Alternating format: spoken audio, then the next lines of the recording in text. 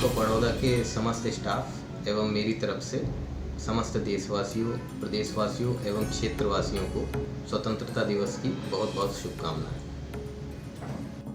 मैं कैलाश चंद्र यादव, प्रबंधक पान कुंवर इंटरनेशनल स्कूल, समस्त जनपदवासियों को, प्रदेशवासियों को एवं देशवासियों को स्वतंत्रता दिवस की हार्दिक शुभकामनाएं देता हूं और ईश्वर से कामना करता हूं कि हम सब स्वतंत्रता के अर्थ को समझें और अपने वीर सपूतों के बलिदानों को याद करते हुए कि किस प्रकार उन्होंने हमें स्वतंत्रता दिलाई, हम अपने कर्तव्यों का पालन करें और ऐसे कार्य करें ताकि हमारी ये स्वतंत्रता सदैव बनी रहे और हम आने वाली पीढ़ी को भी स्वतंत्र भारत दे सकें।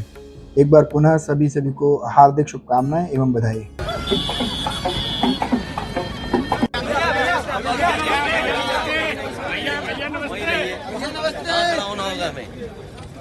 चलो शुरू करिए, शुरू करिए। ये बादल जी को आ जाता है। ए भाई, ये क्यों धक्का धुक्की कर रहे हैं? बस बादल जी एक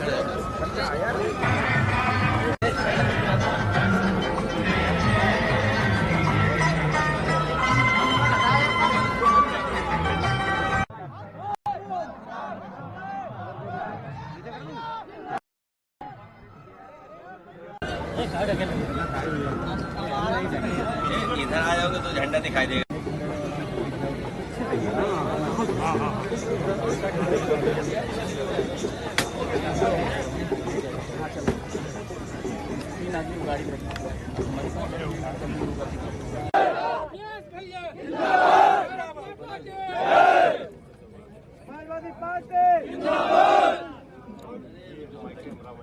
राष्ट्रीय गान होने जा रहा है, कृपया।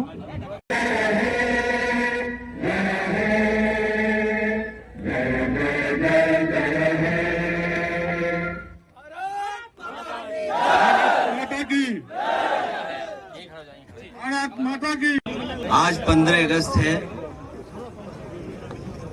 मैं स्वतंत्रता दिवस की पूरे देशवासियों को बहुत बहुत बधाई और शुभकामनाएं देना चाहता हूं। साथ ही साथ हम उन तमाम महापुरुषों को, सबसे पहले राष्ट्रपिता महात्मा गांधी, जिन्होंने लगातार और उनका साथ देने के लिए तमाम भारत के हर कोने से लोगों ने साथ दिया। राष्ट्रपिता महात्मा गांधी के आह्वान और लगातार क्रांतिकारियों के संघर्ष और अनगिनत लोगों की कुर्बानी के बाद हमें भारत देश आजादी और भारत देश को आजादी दिलाने में हम सब उन लोगों को याद भी करते हैं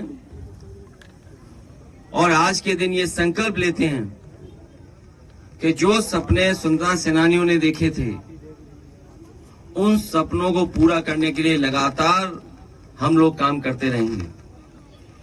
जहां हम राष्ट्रपिता महात्मा गांधी जी को याद कर रहे हैं, वहीं भगत सिंह, सुखदेव और तमाम क्रांतिकारियों को भी हम नमन करते हैं। जहां सपने पूरे होने की बात कह रहे हैं हम लोग, वहीं ये भी संकल्प लेते हैं कि जो जो सपने दिखाए गए थे वो जमीन पर उतरे हैं कि नहीं उतरे हैं। जब पीछे मुड़ करके देखते हैं और दुनिया के दूसरे देशों से जब हम तुलना करते हैं, तो भारत को जितना आगे बढ़ना चाहिए था, अभी उतनी रफ्तार और तेजी से नहीं बढ़ा है। जहां हमारे देश की दुनिया में सबसे ज्यादा आबादी है, वहीं हमारे नौजवानों की संख्या भी बड़े पैमाने पर बढ़ी है। जहां हमारा किसान खुशहाल हो, वहीं हर नौजवान के हाथ में नौकरी और रोजगार कैसे पहुंचे, पढ़ाई और शिक्षा का स्तर बेहतर कैसे हो, जो स्वास्थ्य सेवाएं हैं आम गरीब को कैसे मिल पाए, साथ ही साथ सुरक्षा की भावना कैसे पैदा हो। जहां हमारे देश की पहचान है कि हम अलग अलग भाषा, अलग अलग प्रदेश के जो डाइवर्सिटी है दुनिया में, शायद इतनी डाइवर्सिटी किसी देश में नहीं होगी। जो यूनिटी इन डाइवर्सिटी है, उसको भी लेकर के हम लोगों को चलना पड़ेगा। जहां हम महापुरुषों को याद कर रहे हैं, वहीं ये भी याद करते हैं इस देश के महान और नोबेल प्राइज जिन्हें मिला, रविन्द्रनाथ टैगोर जी, जिन्होंने कहा कि हमारे देश में समस्या पॉलिटिकल नहीं है, समस्या हमारी समाज की है। जो समाज की बुराइयां हैं, जो समाज में हमारे अभी भी दूरियां हैं, उन दूरियों को कैसे कम करें। जहां एक तरफ मणिपुर जैसी प्रदेश में जो घटना हुई, वो दुनिया में कहीं भी किसी देश में ऐसा नहीं हुआ होगा।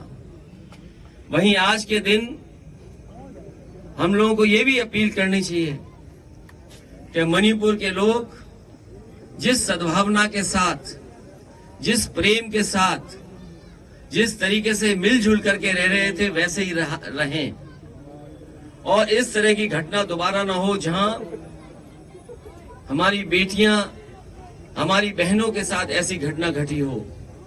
न केवल मणिपुर बल्कि देश के किसी कोने में इस तरह का व्यवहार किसी महिला या बेटी के साथ न हो। दुनिया बहुत आगे बढ़ी है। जिस रूप में हमारा देश आजाद हुआ था, जो हमारी सीमाएं थी जब आजादी हमें मिली थी, वो हमारी सीमाएं सुकड़ी हैं। सरकारें जो भी रही हों, लेकिन कहीं ना कहीं हमारे भारत जो आजाद हुआ था, उस समय जो हमारी सीमाएं थीं, उन सीमाओं को सिकोड़ने का काम पड़ोसी देशों ने किया है। आज के दिन 15 अगस्त जब पूरा देश स्वतंत्रता दिवस मना रहा है, तो हमें भी ये संकल्प लेना चाहिए कि जिस कुर्बानी और जिस संघर्ष के बाद आजादी मिली हमारे देश को, हमारा देश जहां मजबूत हो, वहीं सीमाएं भी हमारी बहुत सुरक्षित रहें। मैं एक बार फिर आपके माध्यम से पूरे देशवासियों को स्वतंत्रता दिवस की बहुत बहुत बधाई देना चाहता हूं। प्रधानमंत्री जी ने संबोधन में कहा है 2014 में सरकार तब 10 नंबर थे, आज हम 5वें नंबर पर पहुंच गए अर्थव्यवस्था के मामले में। भारत की इतनी आबादी है और जिस तरह की यहाँ पर लगातार आगे बढ़ने की लोगों की इच्छा है, सरकार अपना योगदान कम भी दे, उसके बावजूद भी यहाँ की अर्थव्यवस्था आगे बढ़ती है। जहां हमें दुनिया में जो हमारी समस्या है उनका हम आकलन करें अगर, तो लोकतंत्र में जो स्वतंत्रता होती है उसमें हम कहां खड़े हैं, हम प्रेस की आजादी में कहां खड़े हैं, हम करप्शन में कहां खड़े हैं। ये कहने को तो ठीक है, हमारा डेमोग्राफिक जो पैटर्न है, कम उम्र के लोग ज्यादा हैं। जो भारत की आबादी में 40 साल से नीचे वालों की संख्या बहुत है। अगर हमारी संख्या 40 साल से ज्यादा लोगों की है, तो वहीं हमारी जिम्मेदारी भी बड़ी बनती है कि इन नौजवानों के हाथ में नौकरी और रोजगार, और सरकार ऐसी व्यवस्था बनाए जिससे इनके सपने पूरे हो सकें। और लाल किले पे खड़े होकर के अगर किसी सरकार ने ये कहा हो कि हम किसानों की आय दोगुनी कर देंगे, तो कम से कम उन सरकारों को पीछे मुड़कर देखना चाहिए कि आज हम दोबारा वहीं 15 अगस्त पे खड़े हैं। क्या हमारे देश के गरीबों की, किसानों की आय दोगुनी हो गई? क्या करोड़ों नौजवानों को नौकरी मिल गई? और जो संतुलन बनाना चाहिए सरकार को, आज जिस तरीके से महंगाई है, खाने पीने की चीजों से लेकर के डीजल पेट्रोल की, ये हमारे देश के लिए चिंता का विषय है। क्योंकि अगर इसी तरह महंगाई बढ़ती रही और लोगों के हाथ में नौकरी और रोजगार नहीं हुए, तो हमारा देश कहां जा रहा है, इस पर सोचना होगा। लेकिन उन्होंने कहा है कि इस बार ऐसे निर्णय लिए जाएंगे जो 1000 वर्षों तक याद रखे जाएंगे। सरकारें और खासकर लाल किले से ये बात कही जाती है, लेकिन जो निर्णय हो वो मानवता को आगे बढ़ाने का हो। हमारे और आपके लिए सबसे बड़ी बात यही है हमारे देश की जो सबसे बड़ी पहचान ये है कि हम मानवतावादी लोग हैं।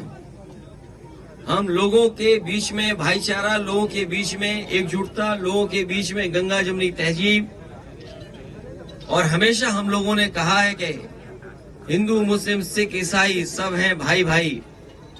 और जो आजादी की लड़ाई चाहे 1857 की रही हो या 15 अगस्त को जो हमें आजादी मिली है, उसमें देशवासियों ने मिलकर के आजादी दिलाई है।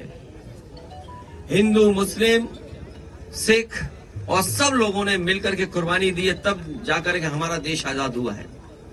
प्रधानमंत्री जी कह रहे हैं कि तुष्टीकरण और वंशवाद की राजनीति फिर से उन्होंने एक हमला किया है। क्या फिर उन्होंने लाल किले से कह दिया?